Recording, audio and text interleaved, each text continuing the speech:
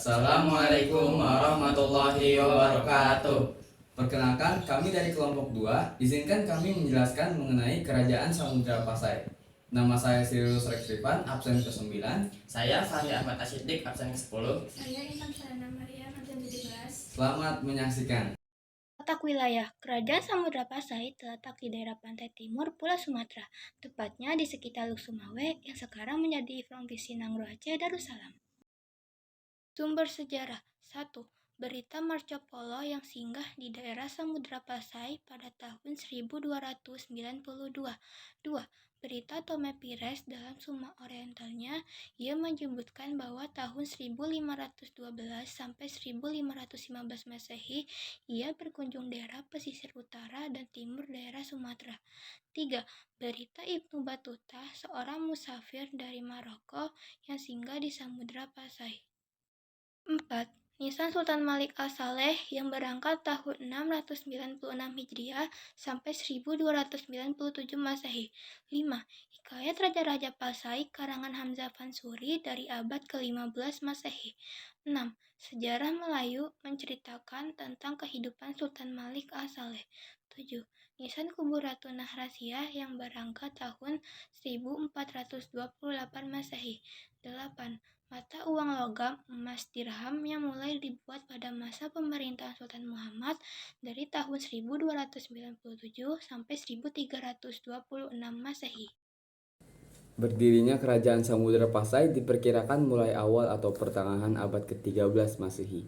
Bukti berdirinya kerajaan ini adalah terdapat nisan kubur yang terbuat dari granit asal Samudra Pasai. Dari nisan tersebut dapat diketahui bahwa raja pertama kerajaan itu meninggal pada bulan Ramadan tahun 696 Hijriah yang diperkirakan bertepatan dengan tahun 1297 Masehi. Pendiri kerajaan yang terletak di pesisir timur Laut Aceh ini adalah Malik Al-Saleh. Pada waktu itu tampil seorang penguasa lokal di daerah Samudra bernama Merah Silu. Ia dibantu oleh Syekh Ismail, utusan Sultan Mamluk dari Mesir.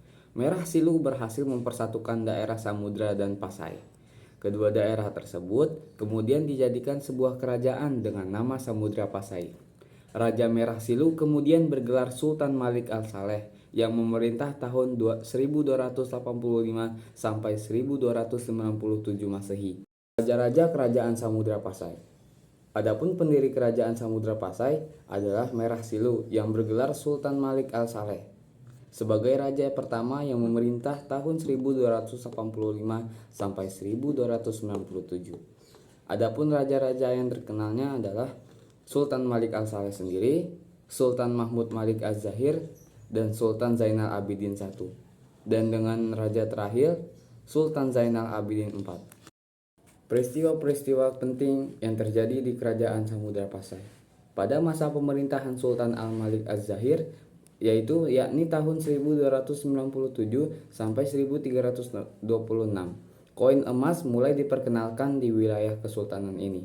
Dan pada masa Sultan Zainal Abidin I tahun 1349 sampai tahun 1406, kerajaan ini diserang oleh kerajaan Majapahit. Dan pada masa Sultan Ahmad V tahun 1509 sampai tahun 1514, Malaka jatuh ke tangan Portugis. Dan kunjungan Marco Polo pada abad ke-13, dan yang terakhir, Kerajaan Samudra Pasai menjadi pusat perdagangan rempah-rempah, emas, dan barang-barang lainnya. Runtuhnya Kerajaan Samudra Pasai. Ada beberapa faktor yang menjadi penyebab runtuhnya Kerajaan Samudra Pasai. Yang pertama, konflik keluarga. Adanya konflik keluarga kerajaan yang mulai terjadi pada akhir abad ke-14. Buntut dari konflik ini adalah perang saudara dan perebutan kekuasaan di dalam istana. Untuk menyelesaikan konflik ini, Sultan Pasai mencari bantuan ke Kerajaan Malaka yang awalnya membuahkan hasil.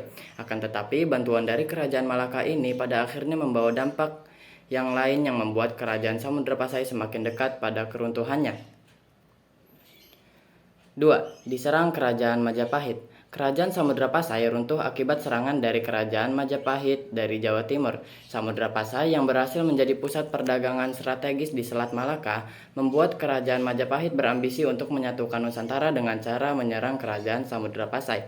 Selain itu, serangan Majapahit didorong oleh adanya perlakuan yang tidak pantas dari Sultan Ahmad Malik Az-Zahir terhadap Putri Majapahit, Raden Galuh Gemerancang. Alhasil, pada tahun 1345 sampai 1350, Mahapati Gajah Mada diperintah oleh Raja Majapahit Hayam Wuruk untuk menyerang kerajaan Samudra Pasai yang awalnya Majapahit hanya menyerang pada perbatasan Perlak, tetapi mereka gagal karena wilayah itu dijaga ketat oleh pihak Samudra Pasai. Akibatnya, Gajah Mada memilih mundur terlebih dahulu sembari mencari strategi baru untuk menyerang Samudra Pasai dari dua arah, yakni darat dan laut. Serangan darat yang dilakukan Majapahit juga gagal, tetapi mereka berhasil membawa masuk pasukan ke dalam istana setelah menginvasi lewat laut. Serangan Majapahit ini pun membuat kerajaan Samudra Pasai mulai mengalami kemunduran. Berdirinya Kesultanan Malaka. Kerajaan Malaka berdiri pada awal abad ke-15 yang membuat munculnya pusat politik dan perdagangan baru di Malaka yang lokasinya lebih strategis dibanding dengan kerajaan Samudra Pasai. Hal ini juga yang membuat kerajaan Samudra Pasai perlahan-lahan mulai mengalami keruntuhan. Seiring berjalannya waktu, keberadaan Samudra Pasai di kawasan Malaka mulai melemah akibat dominasi sektor perdagangan kerajaan Malaka di wilayah tersebut. Yang terakhir, diserang oleh Portugis. Penyebab terakhir yang membuat kerajaan Samudra Pasai runtuh adalah adanya serangan dari Portugis pada awal abad ke-16. Pada 1511, Portugis yang dipimpin oleh Alfonso de Albuquerque menyerang Malaka dengan membawa kekuatan 15 kapal dan 16.000 pasukan. Setelah berhasil menaklukkan Malaka, Portugis mulai menguasai wilayah-wilayah strategis yang menjadi pusat perdagangan di kawasan Selat Malaka, termasuk Samudra Pasai. Lama-kelamaan, Portugis pun menguasai sebagian besar wilayah Samudra Pasai yang menandai keruntuhan kerajaannya. Wilayah kerajaan Samudra Pasai yang sudah runtuh karena diserang Portugis jatuh ke tangan Kesultanan Aceh. Peninggalan kerajaan Samudra Pasai. Yang pertama, ada Hikayat Raja-Raja Pasai. Yang kedua, ada Makam Sultan Malik Al-Saleh. Yang ketiga, ada koin dirham Samudra Pasai. Yang keempat, ada lonceng Cakradonya. Yang kelima, ada naskah surat Sultan Zainal Abidin. Demikianlah presentasi yang bisa kami sampaikan. Kurang lebihnya mohon maaf.